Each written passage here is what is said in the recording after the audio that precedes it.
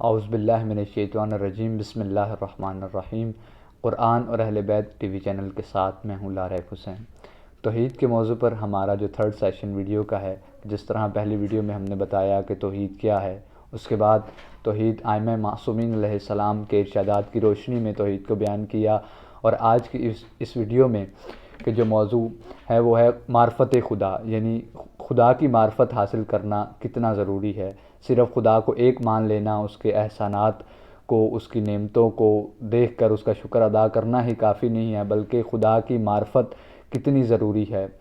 ائمہ معصومین علیہ السلام اور علماء کرام اور دیگر احادیث پیغمبر خدا کی اور دیگر کتب احادیث کی روشنی میں جس طرح واضح اور عیاں ہے کہ خدا کی معرفت کتنی ضروری ہے، جس طرح کہ حضرت امام علی علیہ السلام کا ارشاد ہے کہ اللہ کی عبادت سے مقدم اس کی معرفت ہے، اور اصل معرفت خدا کو ایک ماننا ہے۔ جس طرح کہ اللہ تعالیٰ کی معرفت ہر مکلف پر واجب ہے، اس کی وجہ یہ ہے کہ وہ ذات منعم ہے، لہذا اس کے لیے ضروری ہے، اس کی معرفت ضروری ہے تاکہ ہم اس کا شکر ادا کر سکیں، اس کی نعمتوں کا شکر ادا کر سکیں۔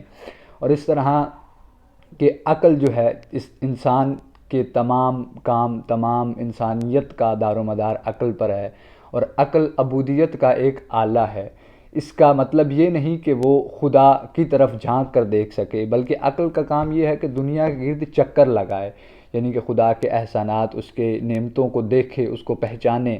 اور اس طرح کہ جب خدا نے عقل کو بنایا، تو عقل سے پوچھا کہ بتاؤ میں کون ہوں، تو عقل خاموش رہی۔ تو خدا نے جب اپنی وحدانیت کا سرما لگایا تو پھر عقل سے پوچھا کہ اب بتاؤ کہ میں کون ہوں، تو پھر عقل نے کہا کہ تو خدا ہے جس کی وجہ سے یہ تمام کائنات آدم و عالم وجود میں آئے، تو وحدہ لا شریک ہے۔